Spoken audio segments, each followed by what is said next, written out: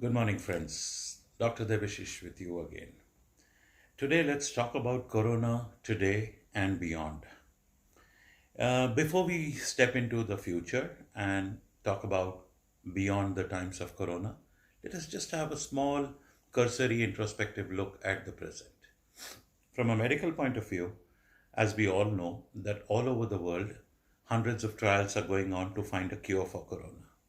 However, and also there are so many different kinds of treatment modalities and therapeutic regimens which have been propagated forward, which have been experimented, which are being tried, which are being used for treating the patients of corona. Could be antiparasitic drugs, hydroxychloroquine, and this interleukin inhibitors, or these antibodies through the plasma therapy, and of course supportive ventilation, etc., etc. I don't want to delve too much into the medical point of medical details of the treatment options which are being experimented, tried all over the world, with, I would say, mixed results. Mostly people are recovering. Of course, some unfortunate people are succumbing to the illness. So it's all basically a very vigorous, aggressively targeted, and a motivated, manner driven treatment campaign going on. And hopefully, let's pray that very soon we come up with at least a definitive line of management to combat and control corona. One statement from a very responsible personnel of the WHO, I may take the liberty of quoting him, Mike Ryan, the other day. That's just very recent, 17th April, in which he has made a very pretty bold statement saying that there is no guarantee that the serological tests of COVID 19, which show that your antibody levels to the COVID 19 virus, are a definitive proof that you are going to be immune or permanently protected from a reinfection of coronavirus. A bit of alarming thought indeed it is, because it means that even if you have developed antibodies after recovering from coronavirus, you could still be susceptible to a fresh bout of viral infection, maybe with a mutant strain. So, we at this point of time still cannot comprehensively and confidently say that the corona is going to disappear very soon. So this brings us back to a very important question that we all need to pose to ourselves in planning our future lives and days ahead, is what and how beyond this corona pandemic. Coming to think of it, there are some definitive observations and definitive lessons learned in this corona pandemic and this necessary lockdown, which has been instituted globally for these, say, last 4 to 5 weeks all over the world. The realizations being, number one, that we can survive alone. Everybody need not be desperate to be a mover and shaker and a party going animal. We, even when confined to our own home spaces, we can still live a normal life. Number one. Number two, we have realized the value of our own family, and with the family spend quality time, and the importance of near and dear ones in our life. Number three, it has made us realize that no matter uh, how much we desire, how much we crave for luxuries in life, but living your life is basically a pretty simple exercise if your demands do not overstretch your needs. And it has made us look into our spending, into our expenditure process, and has made us realize that there are so many unwanted, unrequired for, and uncalled for expenses that we incur day to day in our lives, which at moments of such kind of crisis become so redundant, become so useless, become so apparently wasted efforts. Uh, so the important message learned is that being austere, being frugal, and being a spendthrift is not really a bad thing, because you never know when it's going to be a rainy day. And it's very imperative and very mandatory that every individual learns to have an umbrella somewhere around him, so that when it starts pouring, in a situation like this, you can always sit under the umbrella and protect yourself. And I don't mean it literally, but I mean it, in every sense of the word. Um, Now the question is, how do we move beyond Corona?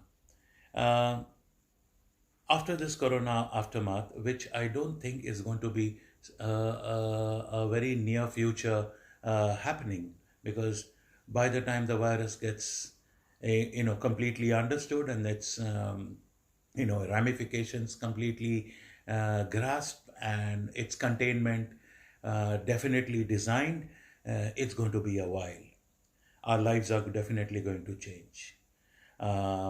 Whether it's going to be the job front, whether it's going to be our future financial security front, whether it's going to be educational futures and academic futures of our children, whether it's going to be our movement, our freedom of movement globally into different parts of the world in in pursuits of exotic place visitations, etc. It's going to definitely change, and I think this change would be necessary and pretty important. So, uh, for the current, I think it's very important that we really start looking and analyzing each of these things. But before we do that, it's also important that we change our lifestyle. I realize, because I talk based on myself, that in the initial few days or rather weeks of this Corona lockdown, my lifestyle, my life pattern, and my life discipline went for a toss. And it must have happened to each and every one of you. Suddenly, when your mind is not at peace, when you are concerned, when you are worried about yourself, your family, and so many other things, in an air of uncertainty and confusion, what are the things you do? You take the easier, relaxing modes and ways out. Late nights, watching movies, spending long time mentally deliberating or ruminating. And obviously, that means a change in your sleep pattern, your behavioral patterns, your your normally disciplined and time ordained activities get pushed into the corner, and you start taking life in a much more relaxed and a lesser disciplined way.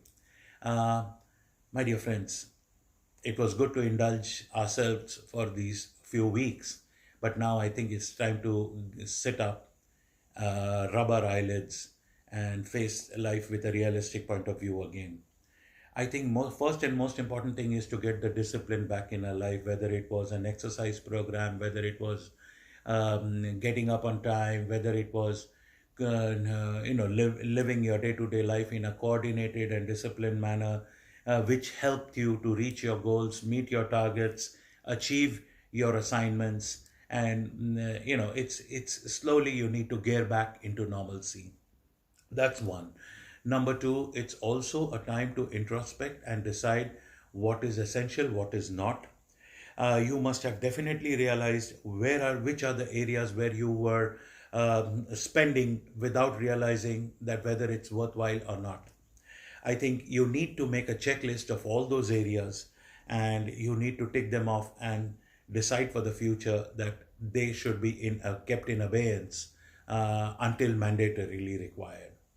Number three would be to really take a realistic look at yourself or your children's academic future, and see if the process needs a bit of tweaking and tailoring to ensure that the flow, the sail of their academic future is not halted. You may have to detour or recharter the course, and to make sure that they reach their final destination of academic qualifications.